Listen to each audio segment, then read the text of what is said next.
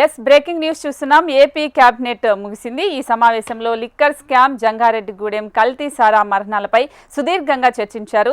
తాజా పరిణామాలు, నిందితుల విచారణ, అరెస్టులు, తదుపరి కార్యాచరణపై కేబినెట్లో డీజీపీ హరీష్ కుమార్ గుప్తా వివరించారు. ఈ సందర్భంగా సీఎం చంద్రబాబు కీలక వ్యాఖ్యలు చేశారు.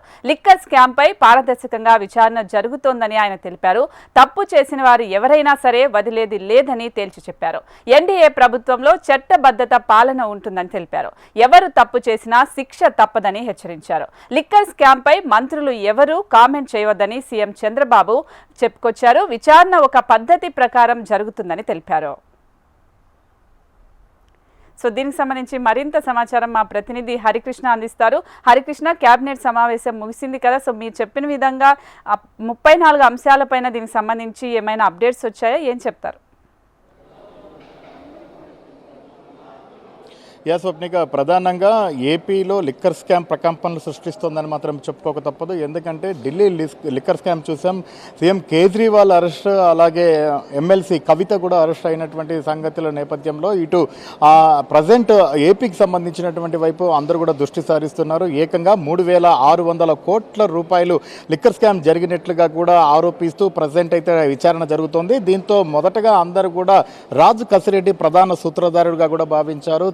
తర్వాత తీగ లాగితే డొంక కదిలినట్లుగా ఒక్కొక్కరు కూడా బయటికి వస్తున్నటువంటి పరిస్థితి ఉంది. తాజాగా గత గవర్నమెంట్లో కీలకంగా వ్యవహరించినటువంటి ధనుంజయ రెడ్డి, అలాగే కృష్ణమోహన్ రెడ్డి, వీళ్ళిద్దరినీ కూడా అరెస్ట్ చేసి రిమాండ్కు కూడా తరలించడం జరిగింది. ఈ నేపథ్యంలోనే తదుపరి చాలా పెద్ద వ్యక్తులు ఇంకా జైలుకు వెళ్ళేటటువంటి అవకాశం ఉందన్నటువంటి చర్చ జరుగుతున్నటువంటి నేపథ్యంలో దీనిపైన రాష్ట్ర ప్రభుత్వం అయితే పూర్తిగా అప్రమత్తమైంది. దానికి సంబంధించి ఈరోజు కేబినెట్ మీటింగ్లో కూడా చర్చ నడిచింది. దీనికి సంబంధించి రాష్ట్ర వ్యాప్తంగా జరుగుతున్నటువంటి తాజా పరిణామాలపైన డీజీపీ హరీష్ కుమార్ గుప్తా ప్రత్యేకంగా ముఖ్యమంత్రితో పాటు మంత్రి మండలికి కూడా వివరించడం జరిగింది.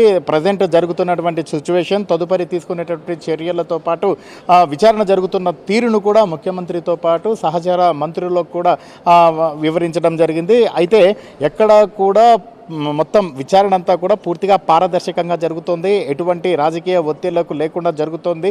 సో దీనిపైన ఎవరు కూడా మంత్రులు మాట్లాడకూడదని చెప్పేసి కూడా ముఖ్యమంత్రి ఈ సమావేశంలో అయితే అందరికీ చెప్పడం, సహచార మంత్రులకు చెప్పడం జరిగింది. మరోవైపు ఇటు స్వతంత్రం, అలాగే కేంద్ర రాష్ట్ర ఎవరైతే దర్యాప్తు బృందాలు ఉన్నారో వీరందరూ కూడా దీనిపైన కూడా పూర్తి స్థాయిలో విచారణ చేస్తున్నారు. కాబట్టి విచారణ దశలో ఉన్న నేపథ్యంలో ఇటు రాజకీయ మాటలు అయితే ఎవరు కూడా మాట్లాడవద్దని చెప్పేసి ఇటు మంత్రులతో పాటు అలాగే ఎమ్మెల్యేలకు కూడా అందరూ కూడా చెప్పాలని చెప్పేసి కూడా సూచించారు. మరోవైపు లిక్కర్ స్కామ్కు సంబంధించి ఈ విధంగా ఉంటే జంగారెడ్డిగూడెంలో గత ప్రభుత్వ హయాంలో అంటే 2022 మార్చి నెలలో ఏకంగా దగ్గర 18 నుంచి 20 మంది కల్తీ మద్యం తాగి, నాటుసారా తాగి కంప్లీట్గా కూడా మృత్యువాత పడడం జరిగింది. అయితే ఇది అప్పటి జగన్మోహన్ రెడ్డి ప్రవేశపెట్టినటువంటి ఆ మద్యం ఏదైతే జే బ్రాండ్స్ ఉన్నాయో ఆ బ్రాండ్స్ తాగిన తర్వాతనే వీరందరూ చనిపోయారని చెప్పేసి కూడా అప్పటి ప్రధాన ప్రతిపక్షంగా ఉన్నటువంటి తెలుగుదేశం నేతలు ఆరోపించారు. ముఖ్యంగా కల్తీ మద్యం సేవించి వివిధ అనారోగ్య కారణాల దృష్ట్యా అందరూ కూడా మృత్యువాత పడ్డారని చెప్పేసి కూడా వారు అసెంబ్లీ సాక్షిగా కూడా వాదించడం జరిగింది. అయితే ఇవన్నీ కూడా కేవలం సహజ మరణాలే, వారందరూ కూడా అనారోగ్యంతో మృత్యువాత పడ్డారని చెప్పేసి అప్పటి వైద్య ఆరోగ్య శాఖ మంత్రి ఆళ్ల నానితో పాటు ముఖ్యమంత్రి కూడా అసెంబ్లీ సాక్షిగా ప్రకటించారు. అయితే ఖచ్చితంగా తమ ప్రభుత్వం అధికారంలోకి వస్తే దీనిపైన విచారణ చేపిస్తామని చెప్పడం జరిగింది. అందుకు అనుగుణంగానే ప్రత్యేక టాస్క్ ఫోర్స్ బృందాన్ని కూడా ఒకటి ఏర్పాటు చేయడం జరిగింది. దీనికి ఏలూరు ఎస్పీ కిషోర్ని కన్వీనర్, ఏలూరు ఎస్పీని కూడా దీనికి ఇన్ఛార్జ్గా నియమించడం జరిగింది. ప్రస్తుతం దానికి సంబంధించినటువంటి పూర్తి వివరాలు కూడా డీజీపీ హరీష్ కుమార్ గుప్తా చంద్రబాబుకు వివరించడం జరిగింది. స్వప్నిక, అంటే హరికృష్ణ, ఉచిత బస్సు గురించి కానీ లేకపోతే పోలవరం ప్రాజెక్టు గురించి కానీ ఏమైనా అప్డేట్ ఉందా?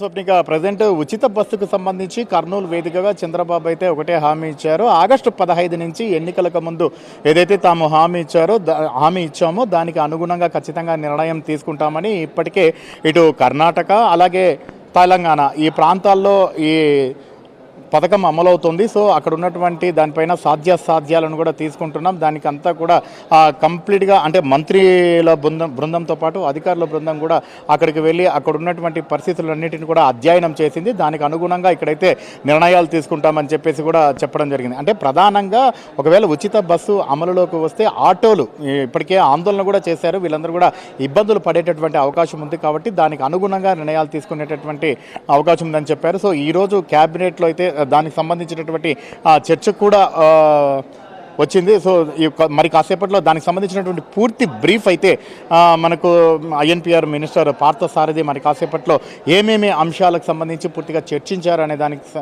అనేది ఇవ్వడం ఉంటుంది. Swapnika. Right Harikrishna, thanks for the updates.